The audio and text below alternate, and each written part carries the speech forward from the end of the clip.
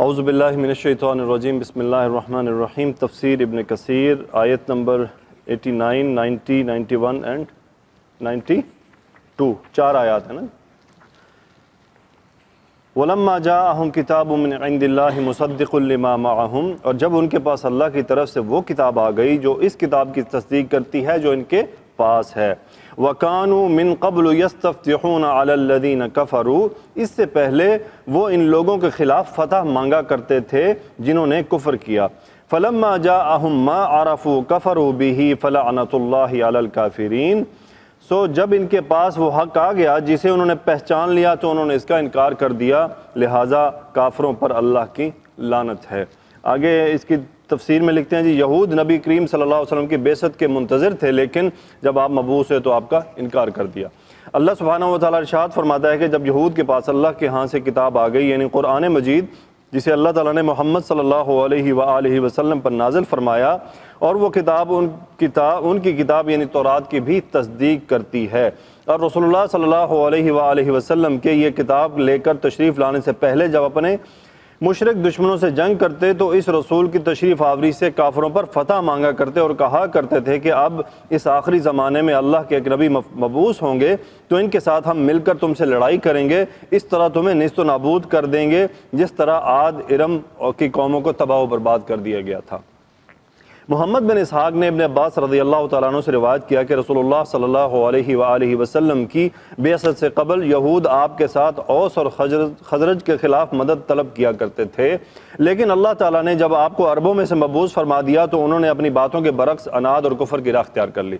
معاذ بن جبل رضی اللہ تعالیٰ عنہ اور خاندان بنو سلمہ کے بشر بن برا بن معرور نے ان سے کہا کہ اے گروہ یہود، اللہ سے ڈرو اور اسلام قبول کر لو، تم تو محمد صلی اللہ علیہ وسلم کے ساتھ ہمارے خلاف مدد مانگا کرتے تھے جبکہ ہم مشرک تھے، اور تم ہی بتایا کرتے تھے کہ اس نبی کی بعثت ہونے والی ہے، اور تم تو ان کی نشانیاں بھی بیان کیا کرتے تھے۔ اس کے جواب میں بنو نذیر کے سلام بن مشکم نے کہا، آپ ہمارے پاس کوئی ایسی چیز لائے جسے ہم پہچانتے ہوں، یہ وہ نبی نہیں جن کا ہم تمہارے سامنے تذکرہ کیا کرتے تھے۔ تو ان کے بارے میں اللہ تعالیٰ نے آیت نازل فرمائی جو ابھی ہم نے قرات کی۔ ابو العالیہ بیان کرتے ہیں کہ یہود مشرکین عرب کے خلاف محمد صلی اللہ علیہ وآلہ وسلم کی آمد کے ساتھ فتح طلب کرتے ہوئے کہا کرتے تھے کہ اے اللہ، اس نبی کو اب مبعوث فرما دے جس کے بارے میں ہم اپنے ہاں لکھا ہوا پاتے ہیں، وہ مشرکوں کو ان کی حرکات کا مزہ چکھائیں اور انہیں قتل کر دیں۔ چنانچہ جب اللہ سبحانہ و تعالیٰ نے حضرت محمد صلی اللہ علیہ وآلہ وسلم کو مبعوث فرما دیا اور یہودیوں نے دیکھا کہ آپ کا تعلق ان سے نہیں ہے تو انہوں نے عربوں کی حسد کرتے ہوئے آپ کے ساتھ کفر کیا، حالانکہ وہ جانتے تھے کہ آپ اللہ کے رسول صلی اللہ علیہ وسلم ہیں۔ اسی کا ذکر کرتے ہوئے اللہ تعالیٰ نے فرمایا فَلَمَّا جَاءَهُم مَّا عَرَفُوا كَفَرُوا بِهِ فَلَعْنَةُ اللَّهِ عَلَى الْكَافِرِينَ۔ اگلی آیت ہے جی 90۔ اب دیکھیں یہ انہوں نے لکھا عرب کا حسد، آج بھی عرب کا حسد ہمارے لوگوں میں بھی موجود ہے۔ دیکھیں ایک چیز واضح ہے، وہ اس میں کوئی شک، اگر یوں حسد کرنے پہ ہیں تو ہم تو نعوذ باللہ رسول اللہ صلی اللہ علیہ وسلم کی جو آل اولاد ہے اس سے بھی حسد کرنا شروع کر دیں۔ دیکھیں کچھ چیزیں ہیں کہ اللہ اپنے فضل سے جس کو عطا کر دیتا ہے وہ آپ چھین نہیں سکتے ہیں۔ قرآن عربی میں ہے، یہ حقیقت ہے، اس سے آپ کو عربی کی فضیلت کو ماننا ہوگا۔ عربی کی فضیلت کو مانتے ہوئے آپ کو عربوں کی فضیلت بھی ماننی ہوگی۔ اللہ نے ان کو فضیلت دی اس بات کی کہ ان کے اندر ہی رسول اللہ صلی اللہ علیہ وسلم کو بھیجا، اور رسول اللہ صلی اللہ علیہ وسلم نسلاً عربی تھے، قرآن عربی، آپ کی زبان مبارک عربی، احادیث عربی۔ تو صاف ظاہر ہے کہ عرب سے تو عرب کو ایک ڈگری مل گئی، لیکن اللہ کے ہاں جو فیصلہ ہوگا وہ اعمال پہ ہوگا، وہ ان ڈگریز پہ نہیں ہوگا۔ لیکن ہمیں تو اس چیز کو ماننا ہے نا۔ یہود بھی تو یہی کر رہے تھے کہ وہ کہتے تھے کیا اچھا اب عربوں میں نبی آ گئے ہیں، تو اللہ تعالیٰ سے دعا ہے کہ یا اللہ ہمیں اس قسم کے تعصب سے بچا کہ ہم مسلمان ہیں، ایمان رکھتے ہیں، ہمیں ان باتوں کو سمجھنا چاہیے۔ بلکہ ایک حدیث بھی موجود ہے نا، یاد ہے جی کسی کو، کہ میں عربی ہوں، عربوں کو برا مت کہنا، اس قسم کی ایک حدیث بھی ہے۔ آگے جو آیت ہے وہ ہے 90۔ بئس ما اشتروا به انفسهم ان يكفروا بما انزل الله بغيا ان ينزل الله من فضله على من يشاء من عباده فباءوا بغضب على غضب وللكافرين عذاب مهين۔ وہ چیز بہت بری ہے جس کے بدلے انہوں نے اپنے نفس بیچ دیے، یہ کہ وہ اس چیز کا انکار کرتے ہیں جو اللہ نے نازل کیا صرف اس حسد کی بنا پر کہ اللہ اپنے بندوں میں سے جسے چاہے اپنا فضل نازل کرے، پس وہ غضب در غضب کے ساتھ لوٹے اور کافروں کے لیے ذلیل کرنے والا عذاب ہے۔ تفسیر اللہ سبحانہ و تعالیٰ کے فرمان بئس ما اشتروا بہ انفسہم، وہ چیز بری ہے جس کے بدلے انہوں نے اپنی نفس بیچ دی ہے، کہ متعلق فرماتے ہیں امام مجاہد، اس سے مراد یہ ہے کہ یہود نے حق کو باطل کے ساتھ بیچ دیا، اور محمد صلی اللہ علیہ وسلم جس چیز کو لے کر آئے اسے بیان کرنے کے بجائے چھپا ڈالا۔ سدئی اس آیت کی تفسیر میں فرماتے ہیں کہ وہ بری چیز جس کے ساتھ انہوں نے اپنے آپ کو بیچ ڈالا، یعنی بری ہے وہ چیز جسے انہوں نے اپنی جانوں کے معاوضے کے طور پر لیا، اس کے ساتھ راضی ہو گئے اور حضرت محمد صلی اللہ علیہ وسلم کی تصدیق اور نصرت و حمایت کے بجائے آپ کا انکار کر ڈالا، اور اس روش پر ان کو بغاوت، حسد اور اس بات کو ناپسند کرنے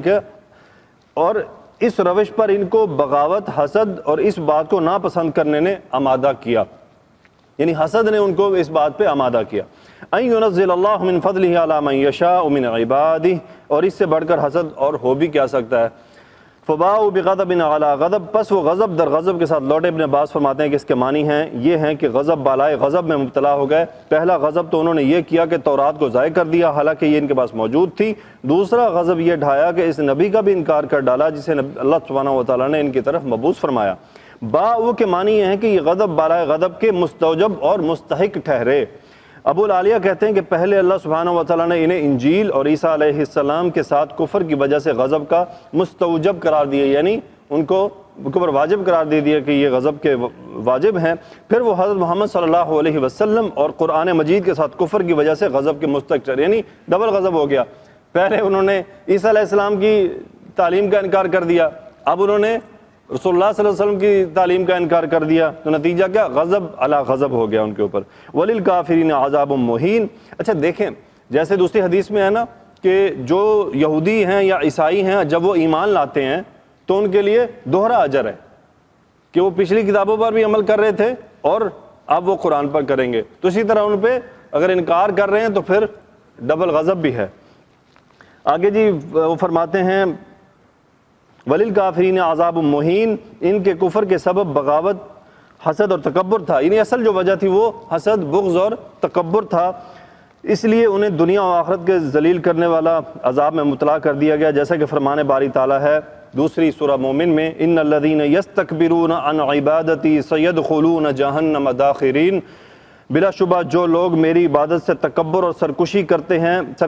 ہیں وہ عنقریب جہنم میں ذلیل ہو کر داخل ہوں گے، یعنی وہ ذلیل و رسوا اور حقیر ہو کر جہنم میں داخل ہو جائیں گے۔ دیکھیں آج کل جو لوگ عبادت نہیں کرتے، لیکن ان الذین یستکبرون عن عبادتی سیدخلون جہنم داخرین، دیکھیں بندگی ہے نا، ہم جو عبادت نہیں کر رہا اس کا مطلب وہ اللہ کی بندگی کو قبول نہیں کر رہا، یعنی اللہ کی سپرمیسی کو ایکسیپٹ نہیں کر رہا۔ اب گیمیں ہیں،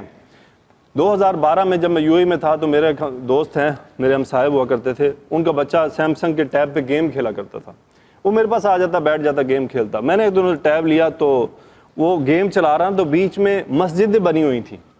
گیم چل رہی ہے، بمباری کرنی ہے اور بیچ میں مساجد بنی ہوئی ہیں۔ اچھا مسجد پہ اگر آپ بم گرائیں گے تو وہ جو پوائنٹس ہوتے تھے وہ زیادہ ہوتے تھے، تو کس طرح مینیپولیٹ کر رہے ہیں ہماری قوم کو، وہ ہمارے لوگوں کو۔ پھر اس کے بعد میں نے گیم انسٹال کی، مجھے تب گیموں کا شوق ہوا کرتا تھا، اس گیم کا نام تھا IGI تھا شاید، مجھے اس طرح کی گیموں کا مجھے بڑا شوق تھا جس میں سنگل وہ مارنے والا ہو اور کچھ مشنز ہوں اور اس کے اندر بندہ گھومتا رہے گلیوں میں اور مارتا رہے۔ تو وہ گیم 1-2 پارٹ میں نے کھیلا، جب 3rd پارٹ اس کا آیا اور جب میں نے اس کو انسٹال کیا، اس کو میں نے چلانا شروع کیا تو وہ گیم پوری عراق کی بنی ہوئی تھی، پوری عراق میں تھی اور مسلمانوں کو مارنا تھا، اور وہ آگے سے کیا کہتے تھے؟ اللہ اکبر، ان کو گولی مارو۔ اب بتائیں یہ کیا پریکٹس ہے؟ ظاہر ہے کہ جب میں اس طرح کی گیمیں کھیلتا رہوں گا تو میرا مائنڈ کیسا بنے گا؟ اس لیے درخواست ہے اپنے بچوں کی گیموں پہ نظر رکھا کریں، وہ کون سی گیمز کھیل رہے ہیں، اور یہ جتنی بھی یہ وارفیئر گیمز ہیں نا جو آج کل آ رہی ہیں، یہ ساری افغانستان، عراق اور اس قسم کے جو لوکیشنز ہیں نا ان کو مائنڈ میں رکھ کے بنائی گئی ہیں۔ بہرحال جزاکم اللہ خیر، مختصر آپ نے بات سنی۔ آگے حدیث ہے بہت پیاری حدیث،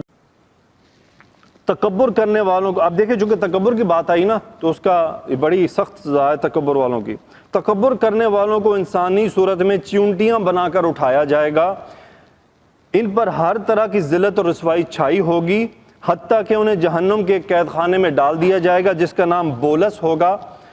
آگوں کی آگ ان پر مسلط ہوگی اور انہیں جہنمیوں کا لہو اور پیپ پینے کو دیا جائے گا، یعنی جو جہنمیوں کا لہو اور پیپ ہے وہ ان کو پیش کیا جائے گا کہ تم اس کو پیو۔ اللہ تعالی ہمیں بچائے تکبر کے ذرے ذرے سے بھی۔ آگے 2 آیات ہیں بس انشاءاللہ اس کی تفسیر بھی مختصر ہے۔ وَإِذَا قِيلَ لَهُمْ آمِنُوا بِمَا أَنزَلَ اللَّهُ قَالُوا نُؤْمِنُ بِمَا أُنزِلَ عَلَيْنَا وَيَكْفُرُونَ بِمَا وَرَاءَهُ، اور جب ان سے کہا جاتا ہے کہ اللہ کی اتاری ہوئی کتاب پر ایمان لاؤ تو کہتے ہیں کہ ہم اس پر ایمان لاتے ہیں جو ہم پر نازل کی گئی، اور وہ جو اس کے ماں سوا اس کا انکار کرتے ہیں۔ ہاں جی، اب بات سمجھ آئی؟ کیا بات؟ یعنی وہ اسی کتاب کو مان رہے تھے جو ان پر نازل ہو چکی تھی، وما انزل علینا، جو ہم پر آلریڈی نازل ہوئی ہے، تورات اور موسیٰ علیہ السلام علیہ، وَيَكْفُرُونَ بِمَا وَرَاءَهُ، اور اس کے علاوہ جو کوئی بھی ہے اسے ہم اس کے انکار کرتے ہیں۔ وَهُوَ الْحَقُّ مُصَدِّقًا لِمَا مَعَهُمْ، حالانکہ وہ قرآن حق ہے، اس کتاب کی تصدیق کرتا ہے جو ان کے پاس ہے۔ قُلْ فَلِمَ تَقْتُلُونَ أَنْبِيَاءَ اللَّهِ مِنْ قَبْلُ إِن كُنْتُم مُؤْمِنِينَ، آپ ان سے کہیے کہ پھر اس سے پہلے تم اللہ کے نبیوں کو کیوں قتل کرتے رہے؟ وَلَقَدْ جَاءَكُم مُوسَىٰ بِالْبَيِّنَاتِ ثُمَّ اتَّخَذْتُمُ الْعِجْلَ مِن بَعْدِهِ وَأَنْتُمْ ظَالِمُونَ، اور بے شک موسیٰ تمہارے پاس کھلے معجزات لے کر آئے، پھر اس کے بعد تم نے بچڑے کو پوجنا شروع کر دیا اور تم ہو ہی ظالم، تم ہو ہی ظالم۔ اس کا تفسیر میں فرماتے ہیں جی، اللہ تعالیٰ فرماتے ہیں وَإِذَا قِيلَ لَهُمْ، جب یہود اور ان جیسے دیگر اہل کتاب سے کہا جاتا آمنوا بما انزل اللہ، اس پر ایمان لاؤ جسے اللہ تعالیٰ نے محمد صلی اللہ علیہ وسلم پر اتارا ہے، اسے سچی کتاب تسلیم کرو، اس کی پیروی کرو، تو قالوا نؤمن بما انزل علینا، ہم ایمان لاتے ہیں اس پر جو ہم سے پہلے نازل کی گئی ہم پر، لہٰذا ہم صرف انہی کا اقرار کریں گے۔ وَيَكْفُرُونَ بِمَا وَرَاءَهُ، اور وہ اس کے بعد نازل ہونے والی کتاب کو نہیں مانتے۔ وَهُوَ الْحَقُّ مُصَدِّقًا لِمَا مَعَهُمْ، حالانکہ وہ جانتے ہیں کہ یہ کتاب جو محمد صلی اللہ علیہ وسلم پر نازل کی گئی سراسر ایک سچی کتاب ہے۔ مصدقاً حال ہونے کی وجہ سے منسوب ہے، یعنی یہ اسے نہیں مانتے حالانکہ یہ کتاب تورات اور انجیل کی تصدیق بھی کرتی ہے، لہٰذا ان پر حجت قائم ہو گئی، جیسا کہ اللہ نے فرمایا سورہ انعام میں الذین اتیناہم الکتاب یعرفونہ کما یعرفون ابناءہم، جن لوگوں کو ہم نے کتاب دی ہے وہ اس پیغمبر کو اس طرح پہچانتے ہیں جس طرح اپنے بیٹوں کو پہچانا کرتے ہیں۔ پھر اللہ تعالیٰ نے فرمایا فَلِمَ تَقْتُلُونَ أَنْبِيَاءَ اللَّهِ مِنْ قَبْلُ إِن كُنْتُم مُؤْمِنِينَ، یعنی اگر تم اپنی کتاب پر ایمان لانے کے دعوے میں سچے ہو تو بھلا یہ بتلاؤ کہ تم نے ان انبیاء کرام کو کیوں قتل کر دیا جو تمہارے پاس آئے، اور انہوں نے اس تورات کی تصدیق کی جو تمہارے ہاتھوں میں ہے، اور انہوں نے اس کے ساتھ عمل کرنے اور اس کے منسوخ نہ ہونے کی بھی تصدیق کی، اور تم جانتے بھی تھے کہ وہ سچے ہیں، لیکن اللہ تعالیٰ کے رسولوں سے بغاوت اور سرکشی اور تکبر کرتے ہوئے انہیں قتل کر دیا، کیونکہ تم صرف اپنی آراء اور خواہشات کی پیروی کرتے ہو، جیسا کہ اللہ نے فرمایا أَفَكُلَّمَا جَاءَكُمْ رَسُولٌ بِمَا لَا تَهْوَىٰ أَنفُسُكُمُ اسْتَكْبَرْتُمْ فَفَرِيقًا كَذَّبْتُمْ وَفَرِيقًا تَقْتُلُونَ، اس آیت کو آلریڈی ہم پڑھ چکے ہیں۔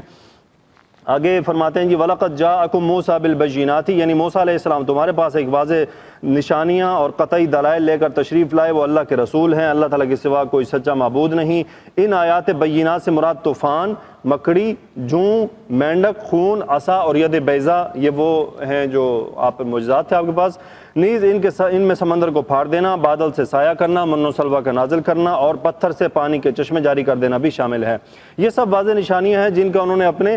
سر کی آنکھوں سے مشاہدہ کیا۔ ثم اتخذتم العجلہ، پھر تم نے موسیٰ علیہ السلام کے زمانے میں بچڑے کو اللہ کے سوا معبود بنا لیا۔ من بعدہ، یعنی موسیٰ علیہ السلام کے کوہ طور پر اللہ کے مناجات کے لیے تشریف لے جانے کے بعد، جیسا کہ اللہ تعالیٰ نے فرمایا واتخذ قوم موسیٰ من بعدہ من حلییہم عجلا جسدا لہ خوار، اور قوم موسیٰ نے موسیٰ علیہ السلام کے طور پر جانے کے بعد اپنے زیور کا ایک بچڑا بنا لیا، وہ ایک جسم تھا جس میں بیل کی آواز نکلتی تھی۔ وانتم ظالمون، یعنی تم اپنے اس کرتوت میں جو تم نے بچڑے کی پوجا شروع کر دی تم ظالم تھے، حالانکہ تم جانتے ہو کہ اللہ تعالیٰ کے سوا کوئی معبود نہیں، جیسا کہ ارشاد باری تعالیٰ ہے وَلَمَّا سُقِطَ فِي أَيْدِيهِمْ وَرَأَوْا أَنَّهُمْ قَدْ ضَلُّوا قَالُوا لَئِن لَّمْ يَرْحَمْنَا رَبُّنَا وَيَغْفِرْ لَنَا لَنَكُونَنَّ مِنَ الْخَاسِرِينَ، اور جب وہ نادم ہوئے اور دیکھا کہ گمراہ ہو گئے تو کہنے لگے اگر ہمارے رب نے ہم پر رحم نہ کیا اور ہمیں نہ بخشا تو ہم ضرور خسارہ پانے والوں میں شامل ہو جائیں گے۔ اللہ تعالیٰ سے دعا ہے کہ یا اللہ اس سمجھانے سیکھنے کے دوران جو غلطیاں ہوں گے اسے معاف فرما دے۔ وآخر الدعوانا الحمدللہ رب العالمین، الصلاۃ والسلام علی رسول الکریم، سبحانک اللہم وبحمدک، نشہد ان لا الہ الا انت، نستغفرک ونتوب الیک، آمین یا رب العالمین۔